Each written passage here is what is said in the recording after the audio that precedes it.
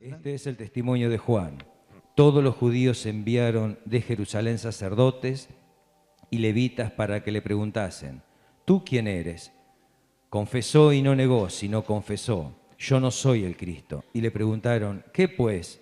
¿Eres tú Elías? Dijo: no soy. ¿Eres tú el profeta? Y respondió: no. Le dijeron: pues ¿quién eres? Para que demos respuesta a los que nos enviaron. ¿Qué dices de ti mismo? Dijo: yo soy la voz de uno que clama en el desierto: enderezad el camino del Señor, como dijo el profeta Isaías. Y todos los que habían sido enviados eran de los fariseos.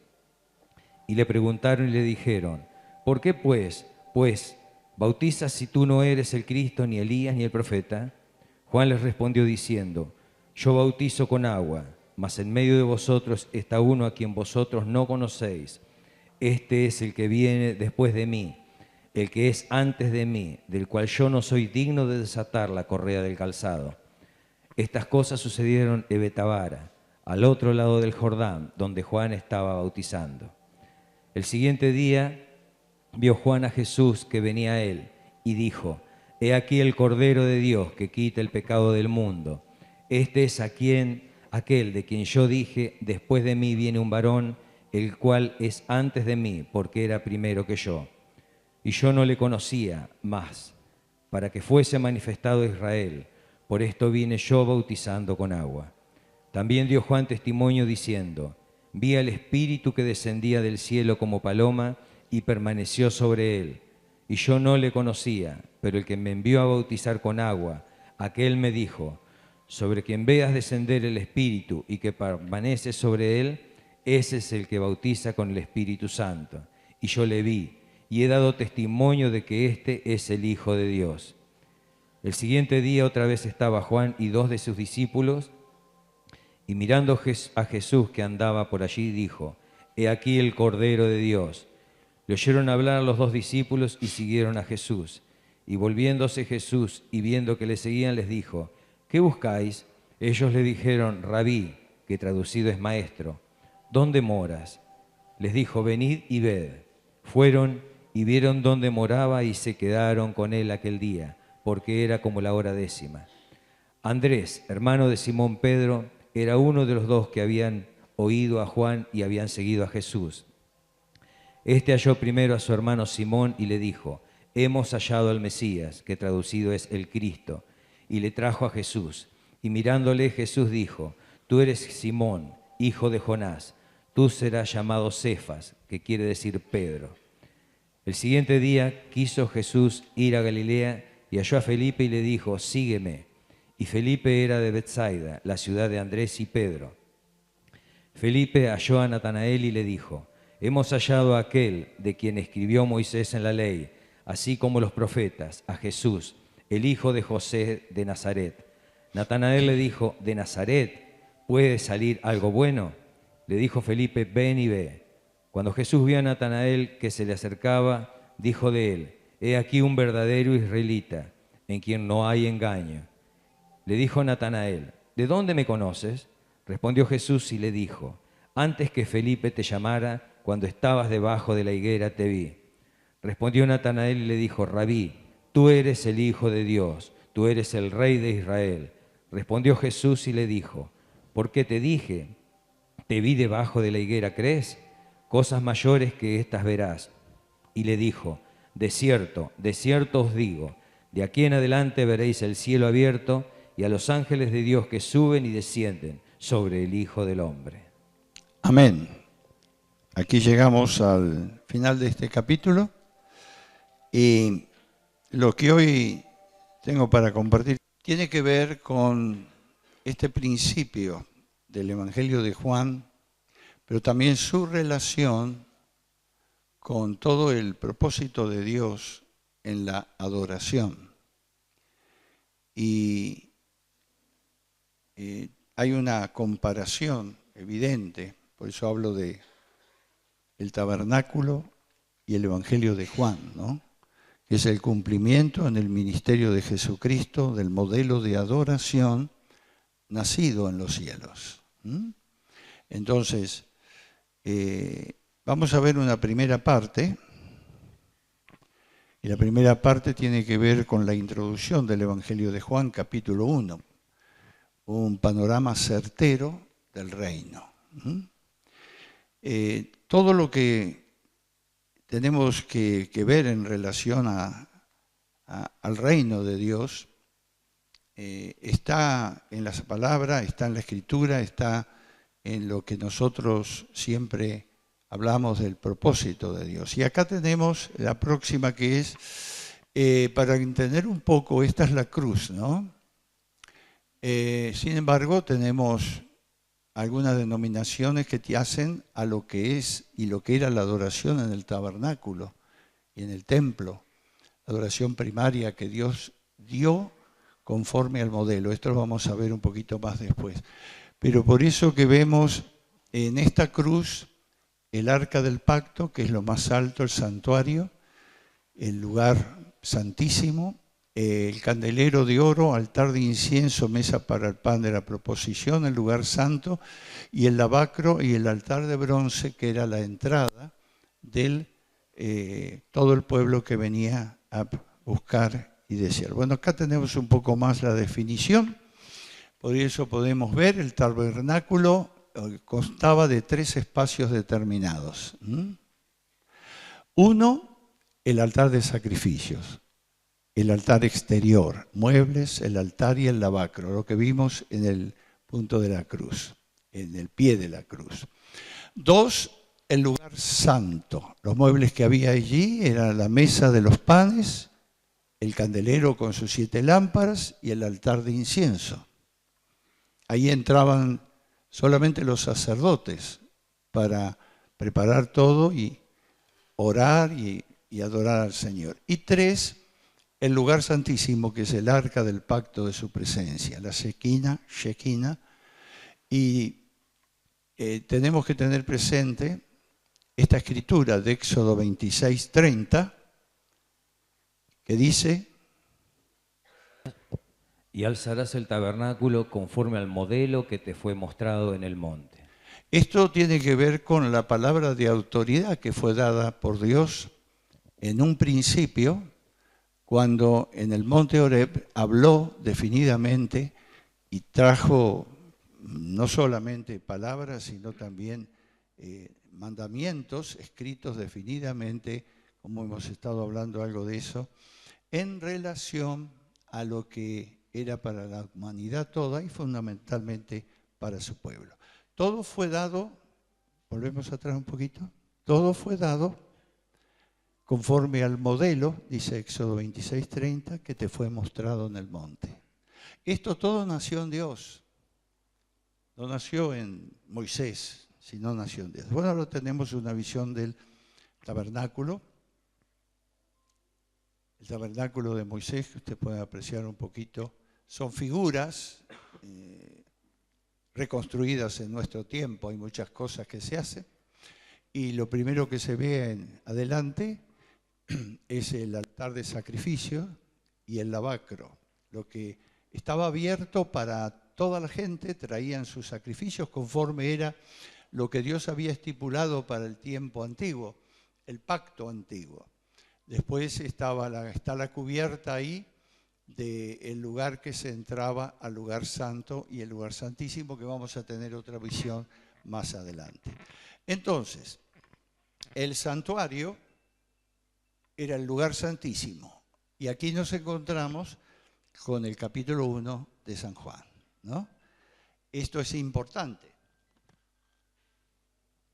que lo podamos ver y darnos cuenta de lo que significa, ¿no? Porque lo primero de todo que nos muestra el Evangelio de Juan, nos muestra los cielos de los cielos. Vea que dice Juan 1, capítulo primero estamos, por eso dice 1:5, y leemos esos versículos enfáticamente porque es lo que tenemos que tener presente. ¿Qué dice? En el principio era el Verbo, y el Verbo era con Dios, y el Verbo era Dios. Este era en el principio con Dios. Todas las cosas por Él fueron hechas, y sin Él nada de lo que ha sido hecho fue hecho. En Él estaba la vida, y la vida era la luz de los hombres. La luz en las tinieblas resplandece y las tinieblas no prevalecieron contra ella. Bien, esto es lo que nos dice el Evangelio. Ahora vea, tenemos acá tres cosas muy definitorias, ¿no?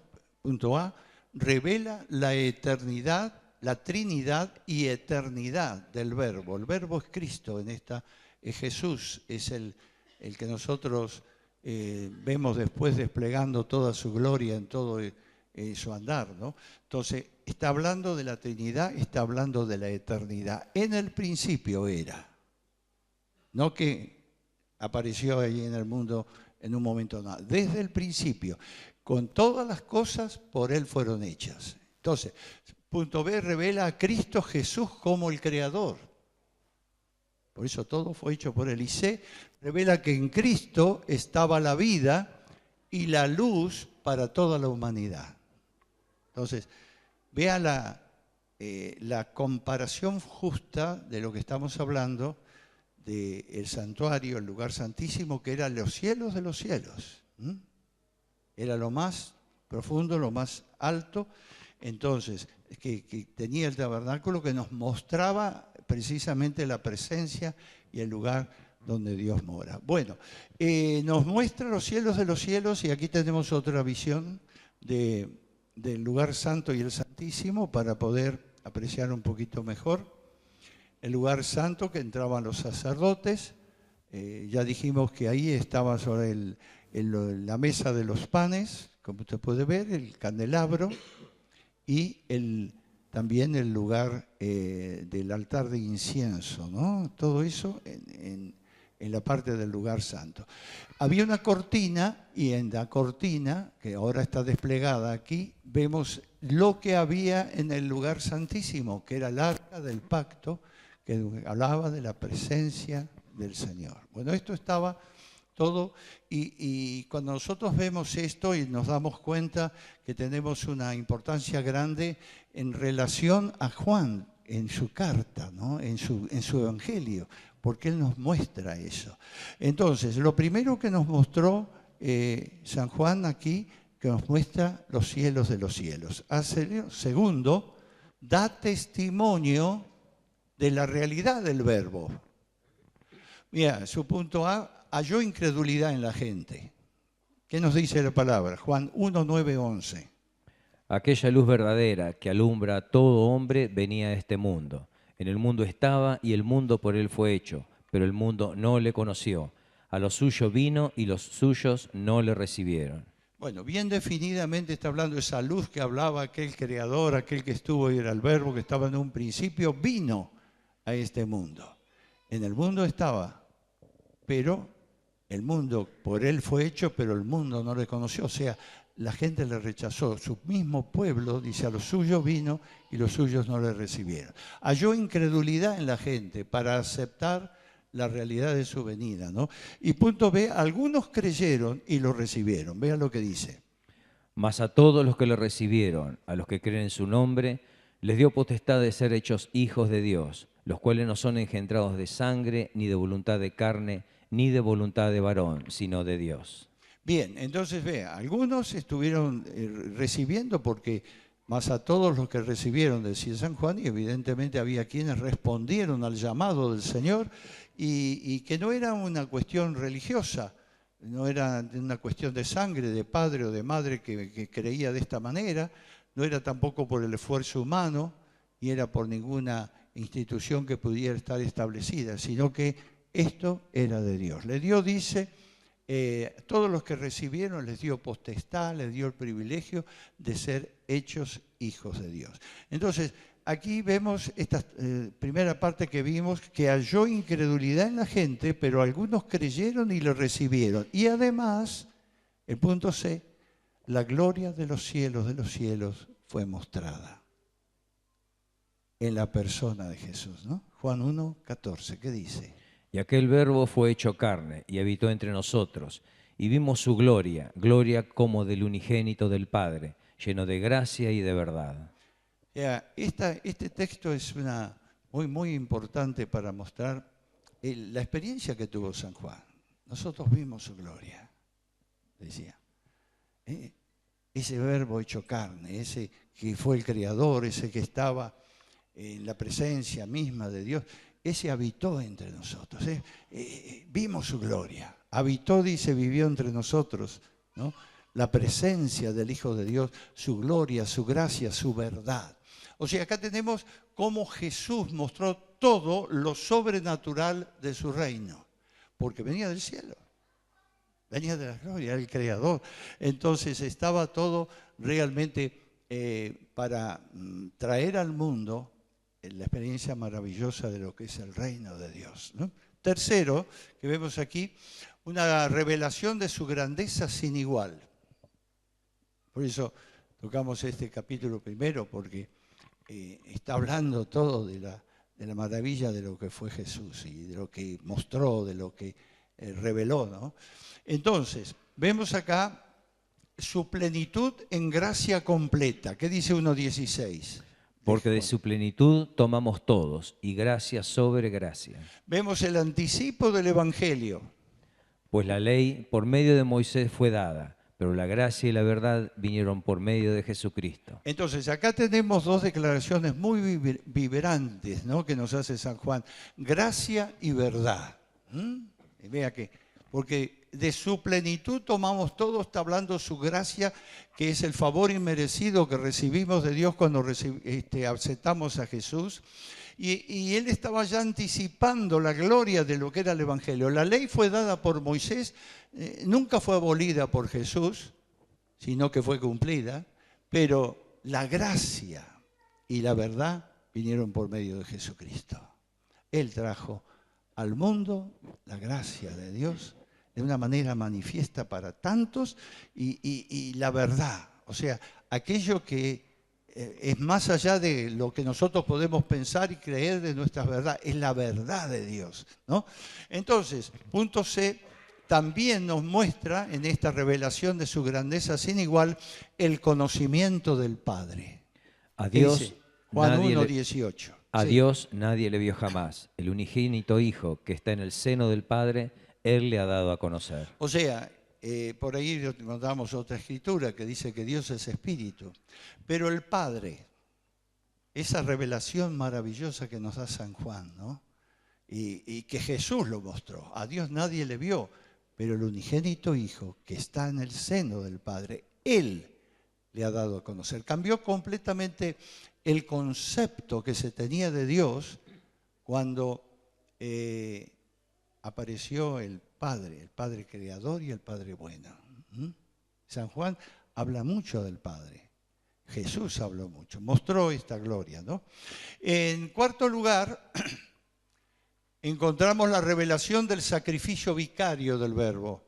El sacrificio vicario tiene que ver con voluntario, dado voluntariamente, ¿no? Entonces, Juan 1:29, ¿qué nos dice? El siguiente día vio Juan a Jesús que venía a él y dijo: He aquí el Cordero de Dios que quita el pecado del mundo. Esta es un tremendo adelanto de todo lo que significaba el ministerio de Jesús, ¿no?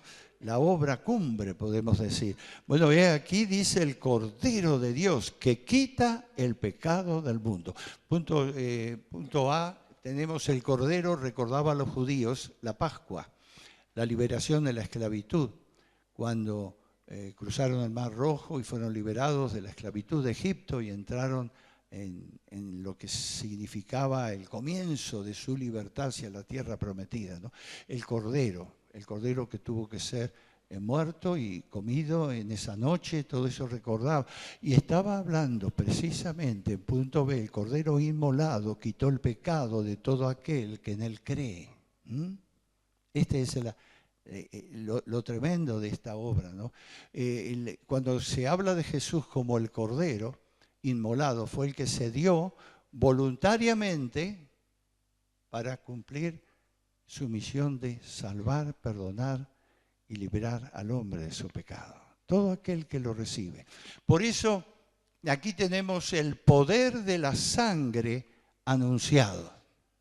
Porque el Cordero fue derramando su sangre en la cruz, ¿no es cierto? Por eso vimos la cruz al principio como un cumplimiento total de todo lo que es esa obra gloriosa de la adoración. El poder de la sangre anunciada Entonces lo vemos en el Cordero de Dios. Y quinto, la preeminencia del Verbo, o sea, de Jesús, de Cristo, ¿no? La preeminencia.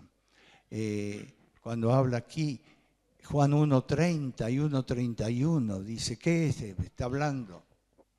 Este es aquel de quien yo dije, después de mí viene un varón, el cual es antes de mí, porque era primero que yo.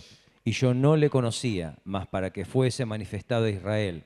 Por esto vine yo bautizando con agua. Estas son las palabras de San Juan Bautista, ¿no? Cuando él estaba anunciando la venida precisamente del Cordero de Dios, de aquel que había llegado al mundo para salvar. Y él dijo, yo no soy, pero este es aquel de que yo dije, ¿no?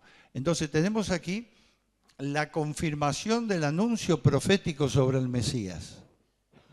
El anuncio profético que en la palabra de Dios viene desde los tiempos antiguos y que se estaba anunciando la venida del Mesías, la venida del Cristo, la venida del Salvador del mundo. Lo confirma aquel que fue ungido por Dios para traer precisamente esa palabra inmediata, profética. Estaba anunciando, allí está, este es.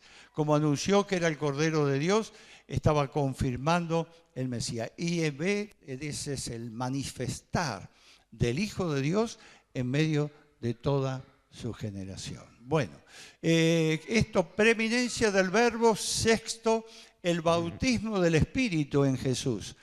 Fue el momento del bautismo, ¿no? Y ahí tenemos lo que nos dice Juan 1:32 al 34. A ver, vamos a leer esa escritura, porque es importante también. También dio Juan testimonio diciendo, vi al Espíritu que descendía del cielo como paloma y permaneció sobre él. Y yo no le conocía, pero el que me envió a bautizar con agua, aquel me dijo, sobre quien veas descender el Espíritu y que permanece sobre él, ese es el que bautiza con el Espíritu Santo. Y yo le vi y he dado testimonio de que este es el Hijo de Dios. Este es un momento muy culminante en que nos presenta Juan cuando Jesús es bautizado por Juan el Bautista y viene el Espíritu Santo sobre él. Dice la palabra, como usted ve, sobre quien veas descender el Espíritu, era la palabra que había recibido de los cielos este profeta. Y él sabía lo que era el Espíritu Santo. Juan el Bautista fue bautizado en el Espíritu Santo en el vientre de su madre, cuando recibió el anuncio de María, que estaba encinta, esperando al Salvador. Esto está en San Lucas. Y en este momento él sabía, este es. Yo le vi y he dado testimonio de que este es el Hijo de Dios. Acá encontramos punto A, único caso del bautismo del Espíritu como paloma. Es con Jesús.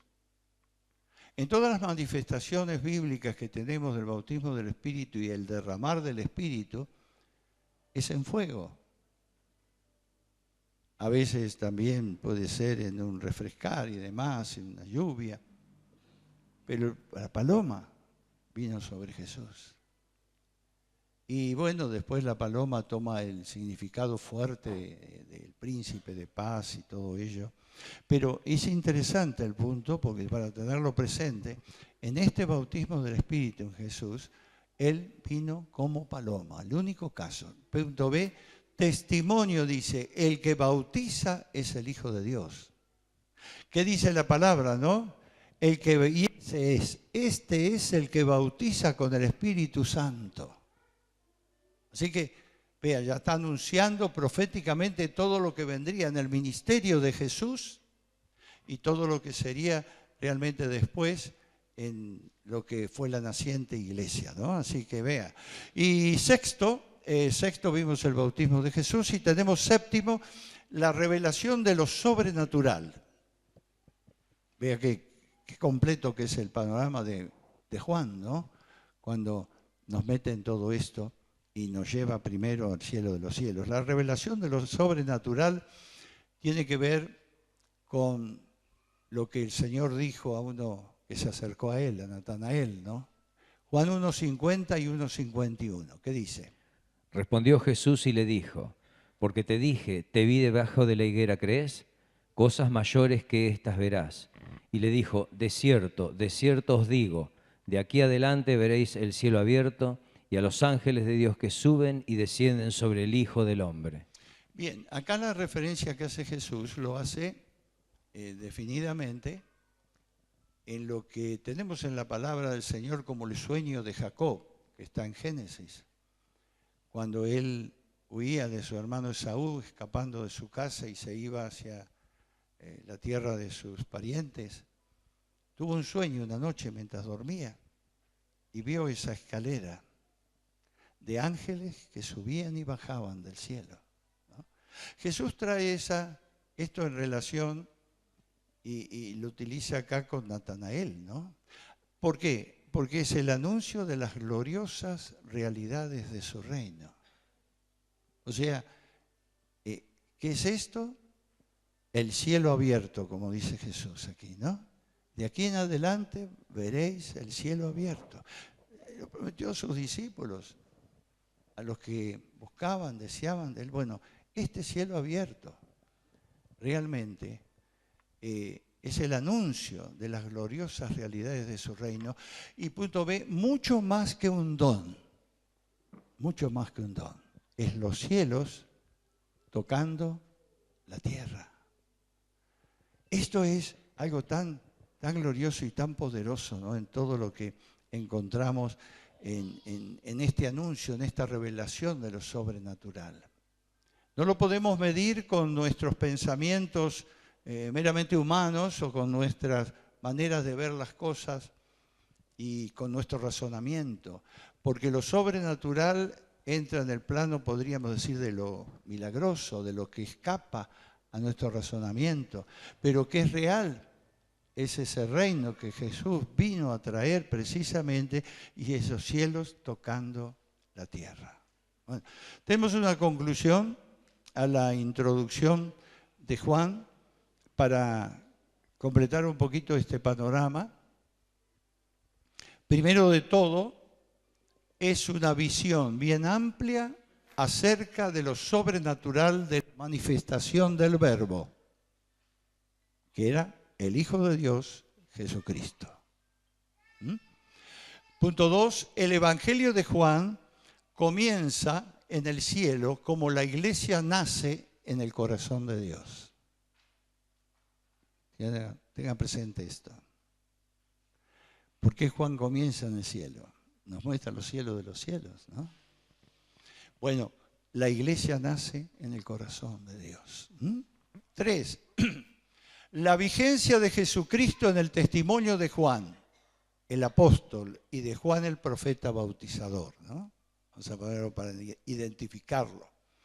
La vigencia de Jesucristo allí dado en el testimonio del Bautista, podemos decir, del Juan el Bautista, y de Juan digamos, el discípulo, el apóstol. Los dos, en este capítulo, están dando precisamente la vigencia real de Jesucristo en todas las cosas. Bien, punto 4, hay una gloria que se muestra por medio de Jesús, el centro de Jesús. Juan el Bautista se apartó y dijo, este es, el centro es Él. Y lo que habló, lo habló todo en manifestación maravillosa de lo que significaba Jesús. Y lo que habló Juan el apóstol también, lo que estaba diciendo, estaba hablando de que todo es esa gloria que se muestra por medio de Jesús. 5, hay un clarificar de la misión de Jesús como ofrenda ofrecida para satisfacer, a fin de satisfacer la justicia de Dios. Este es el Cordero, es la ofrenda.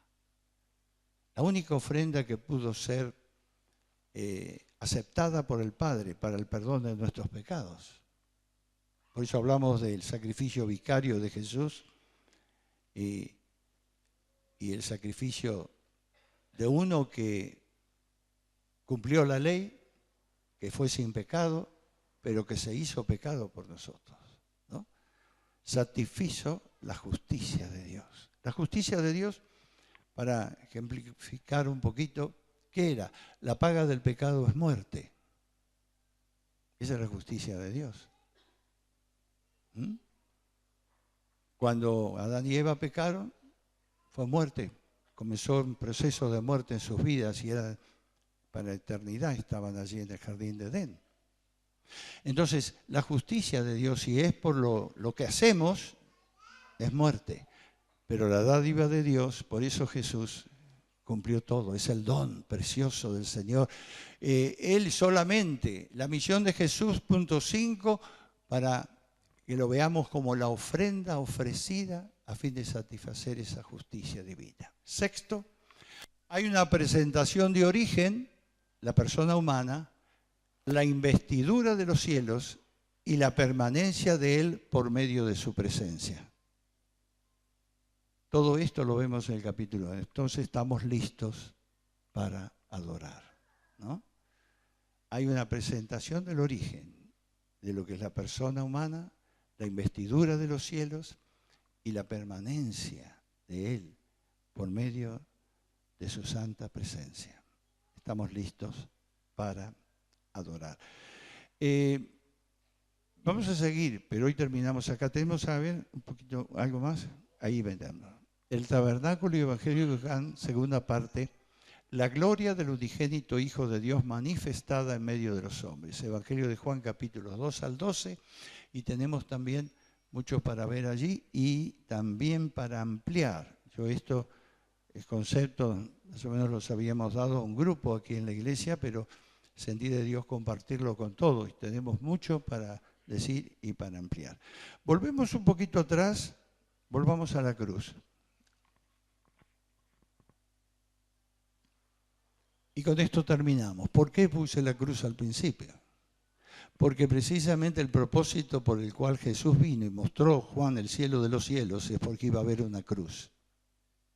Y la cruz es el único camino para llevarnos a Él. Y la cruz está mostrándonos también la realidad de lo que hizo Cristo por nosotros, como el camino para entrar en la presencia de Dios. O sea, si lo tomamos de la parte de abajo, el altar de bronce, que era el lugar donde se entregaban los sacrificios, el lavacro donde se limpiaba, se lavaba el hombre en santidad, y después entrar en todo lo que era el resto, que podemos apreciarlo aquí, el candelero de oro, que estaba hablando de la presencia continua del Espíritu Santo, el altar de incienso donde se levantaban las oraciones y se clamaba a Dios, y la mesa del el pan de la proposición, que significaba en ese momento el pan de vida que venía del cielo, ¿no? Pero después, sobre todas las cosas, el arca del pacto, en la cabeza de la cruz. Porque allí está la Shekinah, la presencia del Señor, el cielo de los cielos, revelado a los hombres. Y decía, ¿recuerda cuando hablaba Jesús? El cielo está abierto, no está cerrado. Y venía con toda la gloria y con toda la manifestación del Señor. Bueno, amén.